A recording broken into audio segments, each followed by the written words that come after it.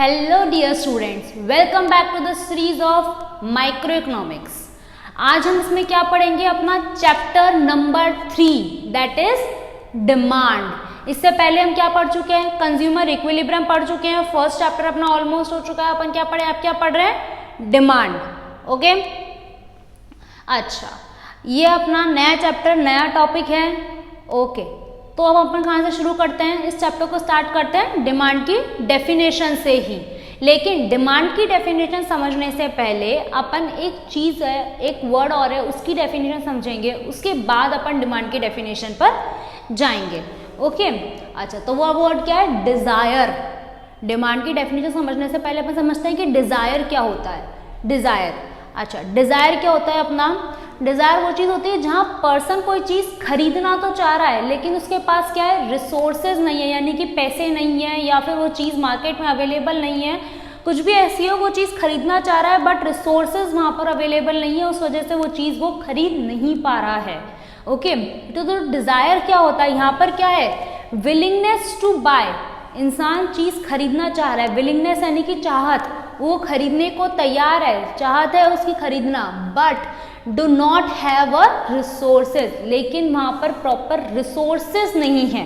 ठीक है, willingness to bye, खरीदने की कोई चाह रखता है, वो खरीदना चाहता है उस चीज़ को। ओके, तो ये क्या होता है? अपना डिज़ायर होता है। ठीक है, अच्छा, अब उसके बाद अपन आते हैं डिमांड पर। अब डिमांड क्या होती है?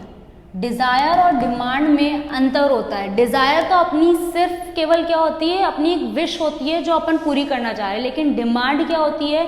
डिमांड वो चीज़ होती है जहाँ पर विलिंगनेस टू बाय तो होती ही होती है।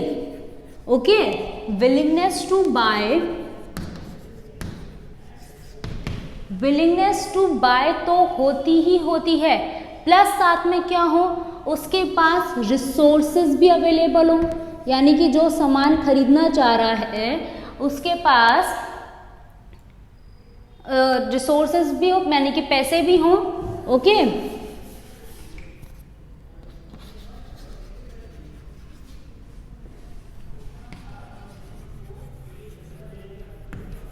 हैव रिसोर्सेज प्लस साथ में अब क्या होता है? बहुत सारे जने होते हैं जिनके पास वो चीज़ खरीदना भी चाहते हैं, कहीं ना कहीं उनको लगता है कि अरे वाह अच्छी चीज़ है, अपने पास को खरीद लेनी चाहिए, और उनके पास पैसे भी होते हैं, लेकिन वो इतने ज़्यादा कंजूस होते हैं कि वो अपने रिसोर्सेज को सेक्रीफाइस करने को तैयार नहीं होते हैं। ठीक है ना? तो यहाँ पर डिमांड के अंदर क्या चीज़ होनी चाहिए? वो लोग रिसोर्सेज को सेक्रीफाइस करने के लिए भी तैयार होने चाहिए, अपने पैसे भी खर्च करने के लिए तैयार होने चाहिए। ओके,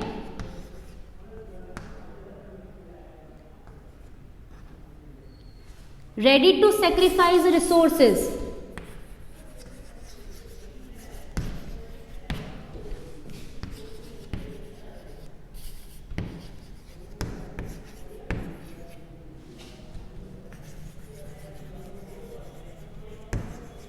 ठीक है, डिमांड कब क्रिएट होगी? जहां अपन कोई चीज खरीदना भी चाह रहे हैं, प्लस अपने पास रिसोर्सेज भी हैं, और साथ ही साथ अपन उन रिसोर्सेज को सेक्रीफाइस करने के लिए भी तैयार हैं। ठीक है, तभी किसी चीज़ की डिमांड बनेगी। ओके, अगर अपन कोई चीज़ खरीदना ही नहीं चाहते, अपन अपने पैसे खर्च करने के लिए तैयार है, अपने पास पैसे भी है, लेकिन अपन वो चीज़ खरीदना ही नहीं चाहते। ओके, अब डिमांड होने के लिए क्या चीज़ चाहिए? तीनों चीज़ें होनी चाहिए। एक तो खरीदने की इच्छा भी होनी चाहिए, साथ में अपने पास रिसोर्सेज भी होने चाहिए, और तो और उन रिसोर्सेज को अपन सेक्रीफाइस करने के लिए भी तैयार है, उन पैसों को अपन खर्च करने के लिए भी तैयार होने चाहिए। ठीक है ना? अच्छा, तो अब इसके हिसाब से अपनी डिमांड की डेफिनेशन क्या बनती है? अपनी डिमांड की डेफिनेशन क्या बनती है?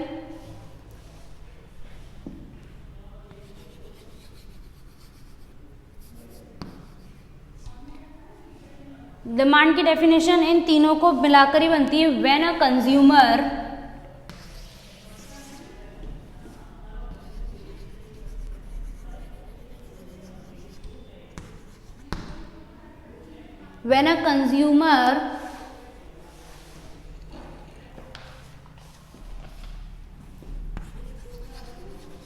is ready to buy, when a consumer is ready to buy, एक तो कंज्यूमर खरीदने के लिए तैयार हो, साथ ही साथ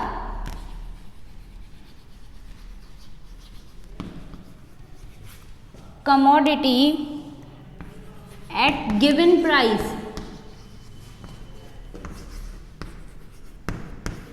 साथ ही साथ वो उस पैसे पे उस चीज को खरीदने के लिए तैयार हो। वो ये नहीं बोले अभी तो महंगी है, अभी तो सस्ती है, अभी तो ये है।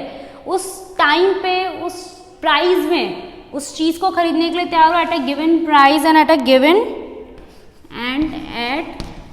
Given time.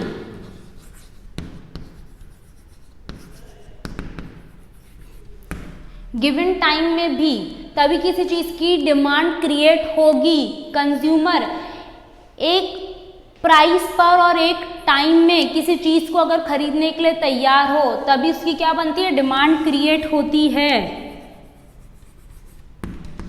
ठीक है, सिर्फ केवल बोल देना कि अपन 5-6 दिन बाद खरीदेंगे, अपन महीने भर बाद खरीदेंगे, अपन बोले कि अगर इस चीज का प्राइस इतना हो जाता है, अभी 100 रुपए किलो है, अगर ये चीज 80 रुपए किलो हो जाती है तो मैं इतना खरीद लूंगा, वो डिमांड नहीं कहलाती है, वो सिर्फ अपनी डिजायर होती है। ठीक है ना। डिमांड कब बनती है, जब कोई कंज्यूमर किसी चीज को, किसी कमोडिटी को एक गिवन प्राइस पर, कि जो प्राइस है मैं तो उसी पे खरीदने के लिए इसी वक्त तैयार हूँ, लाओ दे दो मुझे। जब अपन किसी शॉप पर जाकर बोलते हैं ये लो भैया 50 रुपए का नोट और मुझे 5 डेयरी मिल्क दे दो 10-10 वाली, ठीक है ना, तभी उसकी डिमांड है। अपन किसी शॉप पे जाके बोले भैया क्या बोलते हैं, अभी तो ये डेयरी मिल्क 20-20 रुपए की है, जब ये डेयरी मिल्क 15 रुपए की हो जाए तब मैं खरीदने आऊँगा, वो डिमांड नहीं है। ठीक है ना, अपन उस पर जाकर चीज़ खरीद, वो डिमांड नहीं कहलाएगी, वो अपनी एक डिज़ायर है जो अपन ने बोल दी, बता दी। ठीक है ना। डिमांड कब होगी, जब eight given price at A given time, जब कंज्यूमर उस चीज़ को बाय करे तब वो क्या बनेगी, डिमांड बनेगी। ओके, डिमांड और डिज़ायर के बीच में अंतर समझ में आया, और डिमांड क्या होती है ये भी समझ में आया।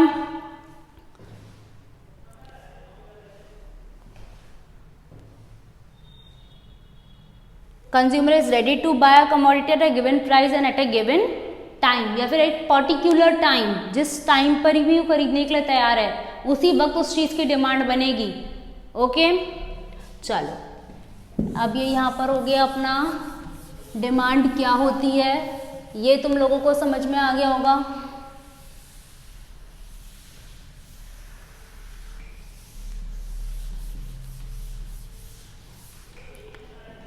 अब कंज्यूमर अगर आके ये बोलता है कि मैं 5 दिन बाद ये चीज़ खरीदूंगा, चाहे रेट वही है, वो पैसे खरीदने के लिए तैयार है, बट वो बोले कि मैं 5 दिन बाद खरीदूंगा, तो आज उस गुड की डिमांड क्रिएट नहीं हुई है, आज वो गुड डिमांड में नहीं कहलाएगा। ठीक है, कंज्यूमर उसी पर्टिकुलर पॉइंट ऑफ टाइम पे और उसी प्राइस में जब उस चीज़ को खरीदने के लिए तैयार हो तभी क्या बनेगी, उसकी डिमांड बनेगी मार्केट में। ओके, तभी वो क्या कहलाएगा, डिमांड कहलाएगा। ठीक है, चलो अच्छा, अब अपन आते हैं लॉ ऑफ डिमांड पर।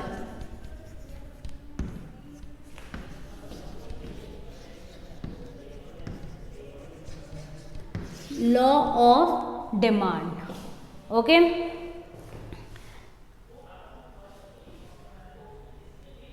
Law of demand. Law of demand अपना क्या कहता है, लॉ ऑफ डिमांड क्या होता है, ये क्या बोलता है कि जैसे जैसे किसी गुड्स की प्राइस इंक्रीज होती है वैसे उस गुड की डिमांड भी कम होती चली जाती है।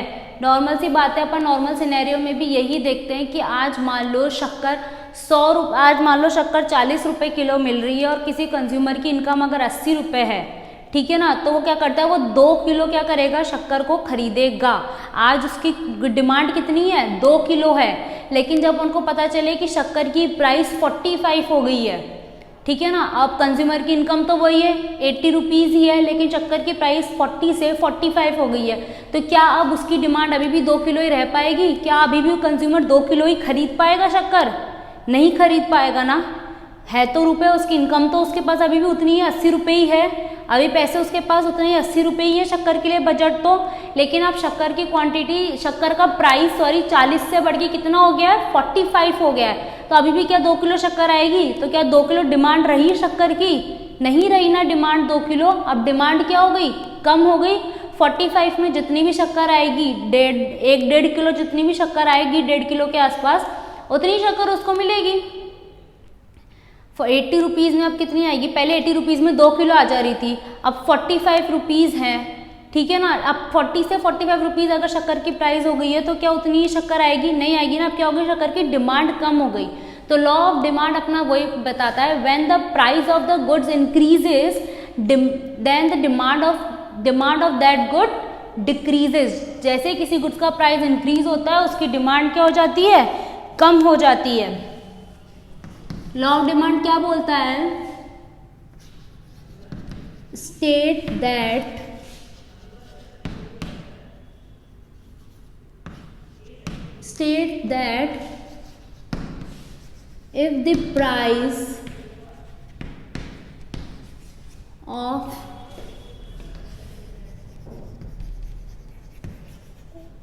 if the price of commodity increases,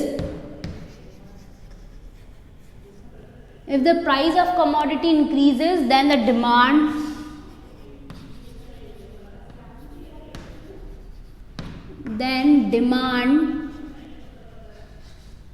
decreases।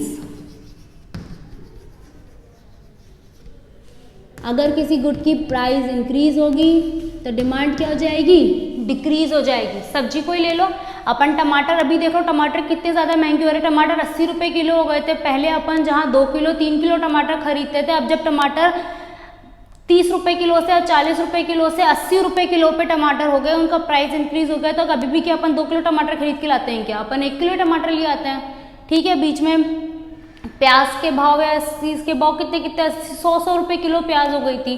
तो तभी भी क्या अपने घर में वही उतनी ही प्याज आ रही थी, 2 किलो 3 किलो जितनी हमेशा आती है, नहीं आती थी ना। अपन ने प्याज कम खरीदना शुरू कर दिया। तो ऐसा ही होता है, जब किसी गुड्स की प्राइस बढ़ती है उसकी डिमांड क्या हो जाती है, कम हो जाती है। और वही ये लॉ बड़ा बताता है, ठीक है। तो यहाँ पर क्या हो रहा है, प्राइस इंक्रीज डिमांड डिक्रीज, मतलब क्या हो गया, प्राइस और डिमांड के बीच में क्या है, इनवर्स रिलेशन है।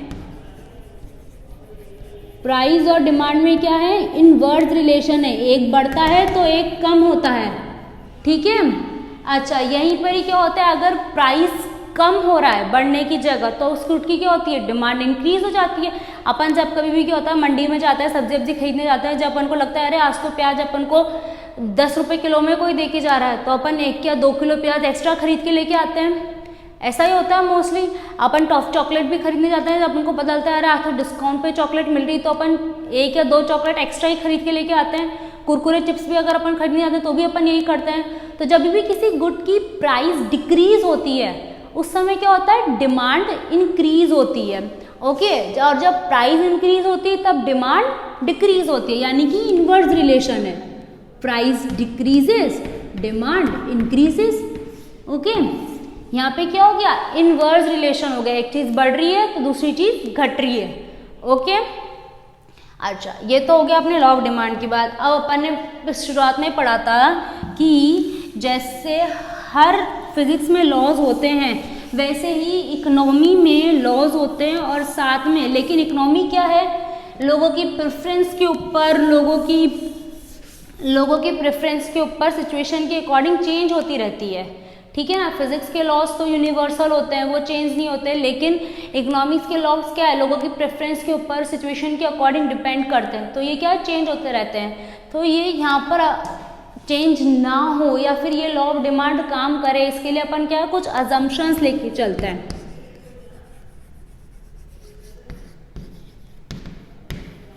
इसलिए अपन क्या है, हर लॉ के साथ, इकोनॉमिक के हर लॉ के साथ, कि वो लॉ यूनिवर्सली फिर एप्लीकेबल हो, इसके लिए अपन क्या करते हैं, हर लॉ के अजम्पशन लेके चलते हैं। तो वैसे ही अपना क्या है, लॉ ऑफ डिमांड के लिए भी कुछ अजम्पशंस है। पहला अजम्पशन तो क्या है, income remain constant.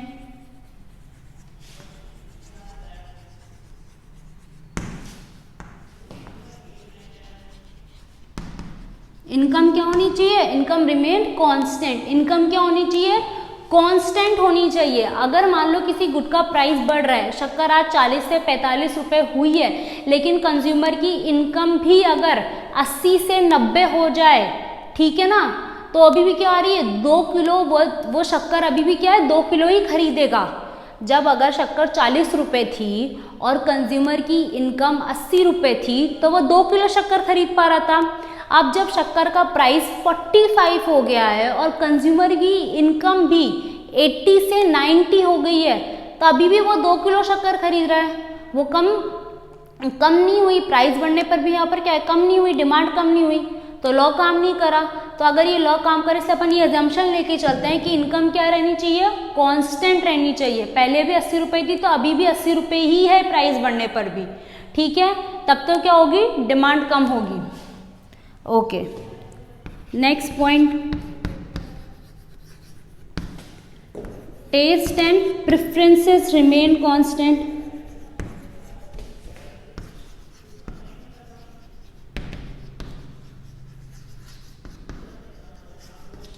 Taste and preference remain constant. Consumer का जो टेस्ट है, जो प्रेफरेंसेस हैं, वो भी सेम रहने चाहिए। ऐसा नहीं हो कि कंज्यूमर को वो चीज़ अच्छी ही नहीं लगती है तो प्राइस फिर कम हो या ज़्यादा हो, कंज्यूमर वो चीज़ बाय नहीं करेगा, है ना। तो कंज्यूमर का टेस्ट एंड प्रेफरेंस जो पहले था आज भी वही रहना चाहिए। उसकी जो प्रेफरेंस पहले थी, अगर उसकी प्रेफरेंस कॉफ़ी पहले थी तो आज भी उसकी प्रेफरेंस कॉफ़ी ही पहले रहनी चाहिए। तब तो क्या होगा, प्राइस कम या ज़्यादा होने पर उस चीज़ पर असर पड़ेगा।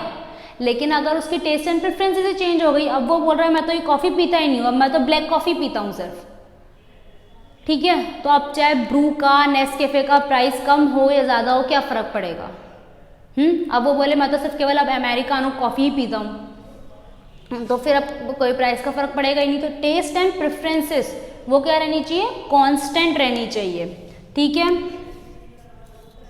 थर्ड अजम्पशन क्या है अपना, price of related goods should remain constant.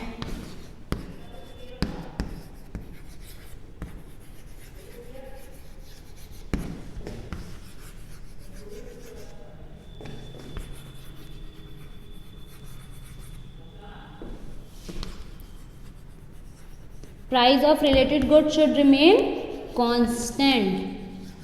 Related goods के प्राइस क्या रहने चाहिए, कांस्टेंट रहने चाहिए। अब तुम लोग बोलोगे रिलेटेड गुड्स क्या होते हैं, तो अपन अभी आगे समझेंगे, अभी पहले ये समझ लो कि रिलेटेड गुड का प्राइस भी कांस्टेंट रहना चाहिए। ओके, चौथा point, future expectations of the price. There is no future expectation of price. अगर अपन को फ्यूचर में ऐसा कभी हो कि इस चीज़ का प्राइस कम होने वाला होता है या ज़्यादा होने वाला होता है, तो अभी भी क्या होती है, उस चीज़ की डिमांड कम ज़्यादा हो जाती है। अपन को अगर ऐसा लगता है कि आने वाले टाइम पे गोल्ड की डिमांड और ज़्यादा बढ़ेगी, तो अभी क्या होता है, गोल्ड का प्राइस और ज़्यादा बढ़ेगा। अभी मान लो प्राइस 45 हुआ है, अभी हुआ था गोल्ड के प्राइस, इस कोरोना के पैंडेमिक के अंदर गोल्ड के प्राइसेस काफ़ी ज़्यादा हाई चले गए थे, अराउंड 55,000 के आसपास गोल्ड के प्राइस चले गए थे। लेकिन क्या हुआ, अगर लोगों को ये पता है कि फ्यूचर एक्सपेक्टेशन में ये प्राइस 55 से 65 जा सकते हैं, तो प्राइस बढ़ने के बावजूद भी लोग गोल्ड की डिमांड क्या होगी, इंक्रीज होगी, ठीक है ना। लेकिन अगर फ्यूचर में ऐसा हो कि प्राइस और ज़्यादा कम होंगे 55 से या कुछ जैसे, तो लोग बाग फिर क्या होंगे, उस चीज़ की डिमांड कम कर देंगे कि जब प्राइस कम होगा तब खरीदेंगे। तो फ्यूचर के एक्सपेक्टेशंस के अकॉर्डिंग भी अपन रिएक्ट करते हैं, उस गुड्स की डिमांड पर फ़र्क पड़ता है। अपन को ऐसा लगता है कि आज तो प्याज अपन को 10 रुपये किलो में मिल रही हो सकता है आने वाले टाइम पे अब प्याज का सीज़न नहीं है, प्याज का मौसम नहीं है, तो प्याज हो सकता है 10 से 50 रुपये किलो पे हो जाए, तो अपन आज क्या करते हैं, 2 या 4 किलो प्याज एक्स्ट्रा खरीद के रखते हैं, ठीक है ना। गोल्ड के ऊपर है, प्रॉपर्टी के ऊपर है, प्रॉपर्टी के दाम आज भले से हाइक पर जा रहे हैं, तेज हो रहे हैं, धीरे धीरे बढ़ रहे हैं, लेकिन फ्यूचर में ये एक्सपेक्टेशन है कि आने वाले टाइम पर और ज़्यादा दाम बढ़ेंगे। तो क्या है, अभी प्राइस इंक्रीज हो रहा है लेकिन फिर भी प्रॉपर्टी की डिमांड भी इंक्रीज हो रही है, ठीक है। तो ऐसा कोई फ्यूचर एक्सपेक्टेशन क्या ना हो।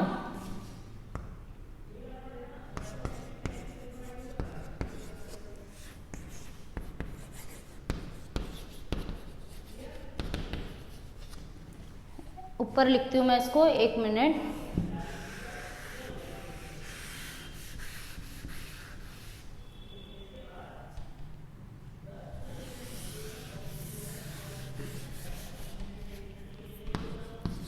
Fourth assumption,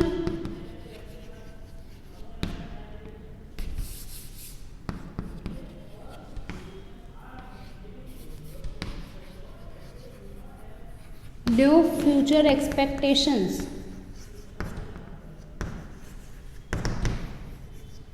प्राइस के चेंज होने की, कम ज़्यादा होने की फ्यूचर में ऐसी कोई भी एक्सपेक्टेशंस नहीं होनी चाहिए। ठीक है, अगर फ्यूचर में ऐसी कोई एक्सपेक्टेशन होगी कि प्राइस इंक्रीज होने वाला है या और ज़्यादा इंक्रीज होने वाला है, तो अभी भी क्या होगी, उस गुड्स की डिमांड बनी रहेगी। प्राइस कम या ज़्यादा होने पर उस पर उसका कोई असर नहीं पड़ेगा। तो ये 4 लॉस थे। Income remain constant, taste and preferences remain constant, price of related goods remain constant and no future expectations, future की कोई एक्सपेक्टेशंस नहीं होनी चाहिए। अब रिलेटेड गुड्स क्या होते हैं, ये अपन ने क्या देख ली, ये अपन ने क्या देख ली, अजम्पशंस देख ली। अब अपन आते हैं इसके ग्राफ के ऊपर और एक टर्म और समझते हैं, इंडिविजुअल डिमांड क्या होता है और मार्केट डिमांड क्या होता है। ठीक है, ओके, अजम्पशन समझ में आए। चलो,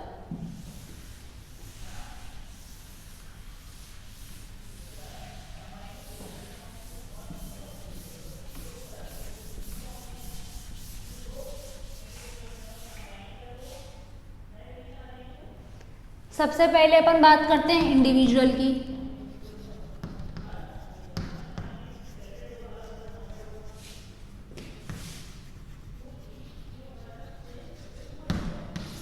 इंडिविजुअल डिमांड, जहाँ सिर्फ अगर मैंने ही डिमांड करी है, तो मान लो मार्केट में सिर्फ केवल मेरी ही डिमांड आई है, सिर्फ केवल मेरी बात की जाए, तो मेरी डिमांड क्या होगी, इंडिविजुअल डिमांड होगी। ठीक है ना।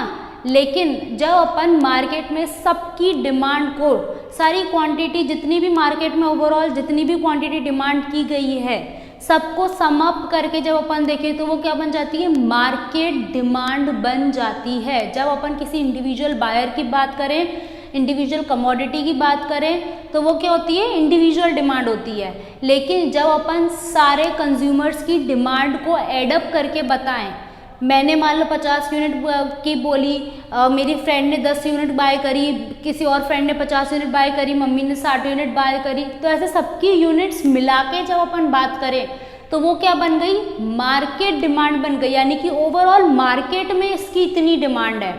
ठीक है। इंडिविजुअल डिमांड की बात करें अपन, जब कोई एक पर्सन डिमांड कर रहा हो, एक जना कोई डिमांड कर रहा हो तो। लेकिन मार्केट डिमांड, जब ओवरऑल सबकी डिमांड्स को अपन सम अप करके बात करें तो वो क्या बन जाती है, मार्केट डिमांड बन जाती है। ओके, चलो डिमांड,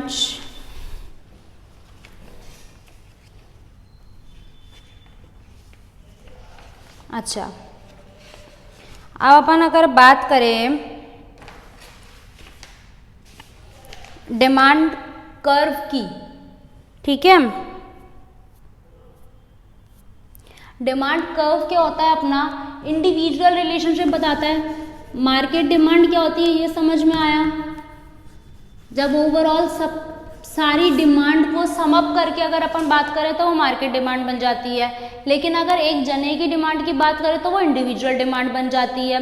मार्केट डिमांड क्या होती है समझ में आया। अपन देखिए डिमांड कर्व, डिमांड का डायग्राम कैसे बनता है, ग्राफिकल रिप्रेजेंटेशन डिमांड का।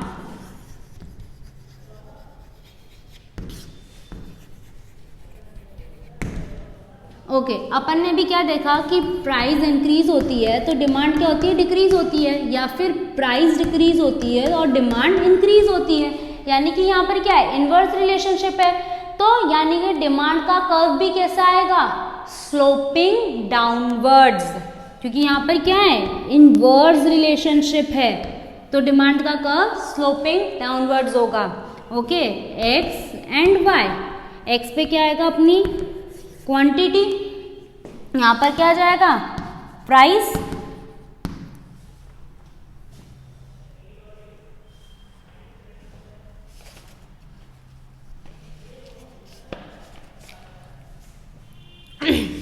यहाँ पे क्या आ गया क्वांटिटी, यहाँ पर क्या आ गया प्राइस। अच्छा चलो अब अपन एक बार ऐसे समझते हैं,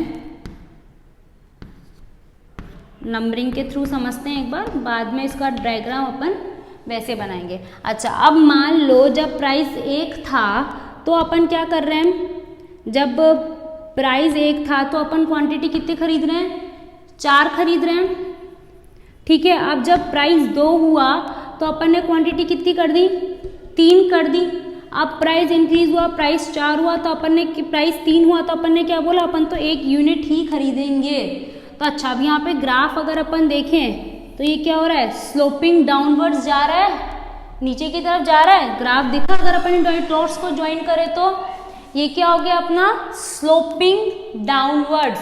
तो समझ में आया, प्राइस अगर इंक्रीज हो रहा है तो क्वांटिटी क्या हो रही है, डिक्रीज होती चली जा रही है। तो यहाँ पे इसका ग्राफ क्या हो गया, स्लोपिंग डाउनवर्ड्स। तो ये अपना क्या है, प्राइस लॉ ऑफ इसका डिमांड का क्या हो गया, ग्राफिकल रिप्रेजेंटेशन हो गया। ओके, अच्छा अब अपन मार्केट डिमांड को अगर अपन डेफिनेशन के तौर पर देखें तो क्या होती है,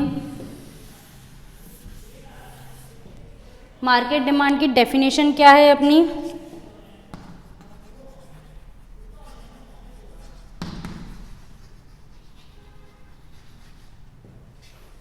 market demand refers to the market demand refers to the total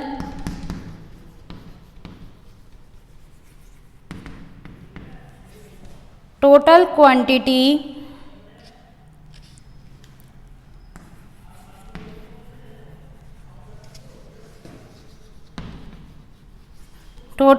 of commodity demanded by all the consumers at a given price.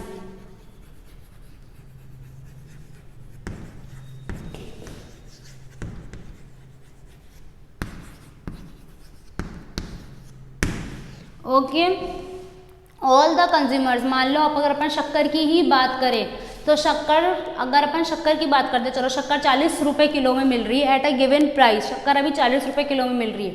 मैंने शक्कर की डिमांड करी 5 किलो, ठीक है ना, मेरी फ्रेंड ने डिमांड करी 8 किलो, अगर और किसी फ्रेंड ने और किसी जन ने डिमांड करी 10 किलो, तो हम सबका समअप 5, 8, 10, हम सबका समअप मिलाकर क्या हुआ, टोटल मार्केट डिमांड क्रिएट हुई। यानी कि मार्केट में ओवरऑल शक्कर की इतनी डिमांड है, तो हर कंज्यूमर की तरफ से आई हुई डिमांड को मिलाकर क्या बनती है, मार्केट डिमांड बनती है।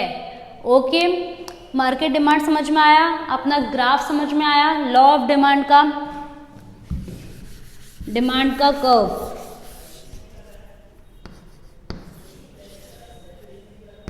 क्या है, डिमिनिशिंग है, मैं स्लोपिंग डाउनवर्ड्स है, ठीक है। प्राइस अभी इतनी है तो डिमांड इतनी है, प्राइस अगर कम होती है, यहाँ से यहाँ कम हो रही है प्राइस, तो डिमांड क्या होगी, इंक्रीज हो जाएगी, ठीक है। Price decreases, demand increases, price increases, demand decreases. ये अपना क्या हो गया, डिमांड हो गया, लॉ ऑफ डिमांड हो गया, इंडिविजुअल डिमांड हो गया, मार्केट डिमांड हो गया। अपन इसको एक शेड्यूल के फॉर्म में देखते हैं कि शेड्यूल क्या है, मार्केट डिमांड और इंडिविजुअल डिमांड।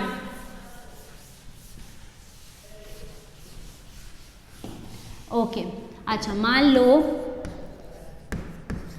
प्राइस की बात करें अपन, यहाँ पर क्या क्या लें, शुगर, शुगर की बात करें या पिज्जा की बात करें, पर पिज्जा चलो करें, शुगर को ही ले लेते हैं, कॉमन एग्जांपल लेते हैं अपन, ठीक है। प्राइस, अच्छा अब मान लो किसी कंज्यूमर ए ने ये डिमांड करी, बी ने ये डिमांड करी, तो ये क्या हो गई अपनी इंडिविजुअल डिमांड। ए ने जितनी डिमांड करी वो क्या होगी, इंडिविजुअल डिमांड, बी ने जितनी डिमांड करी वो बी की इंडिविजुअल डिमांड होगी। लेकिन इन दोनों की डिमांड का समअप कितना क्या बन जाएगा, मार्केट डिमांड बन जाएगा।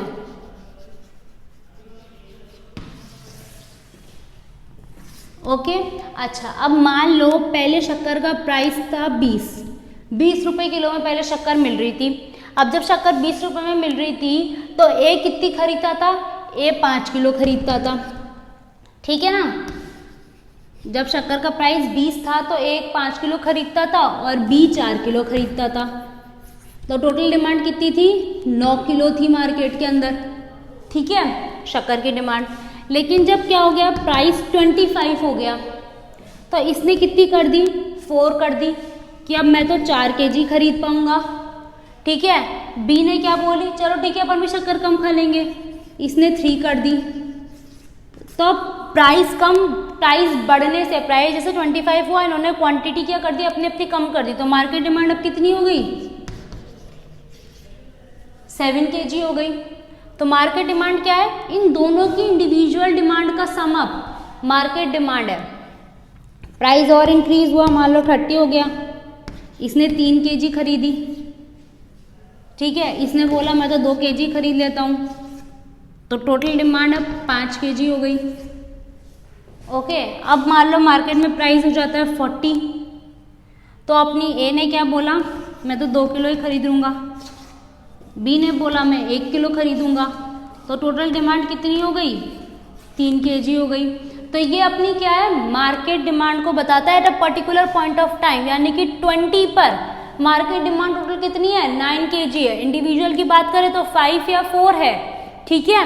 25 पर एट ए गिवन पॉइंट, एट ए गिवन प्राइस, यानी कि 25 प्राइस पर डिमांड कितनी है?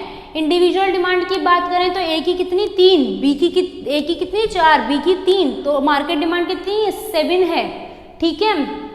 एट ए गिवन प्राइस 25 पर, हर प्राइस पर अपनी अलग अलग मार्केट डिमांड है, ठीक है। तो एट ए गिवन प्राइस जितनी भी डिमांड की जाती है ओवरऑल हर कंज्यूमर के, वो क्या बनती है? मार्केट डिमांड बन जाती है, ठीक है। या फिर अपन नॉर्मल डिमांड का बोलें तो ये हटा दो,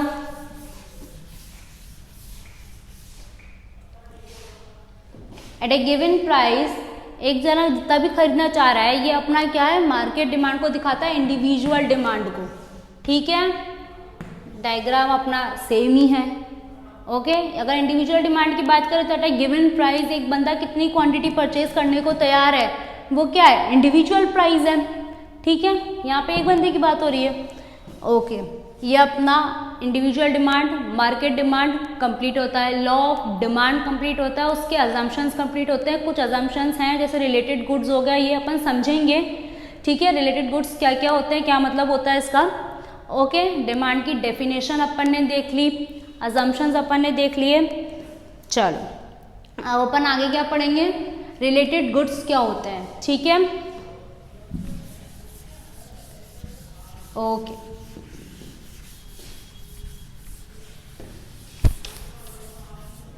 आगे नेक्स्ट वीडियो में अपन क्या समझेंगे, रिलेटेड गुड्स क्या होते हैं, okay. See you in the next video, till then good bye.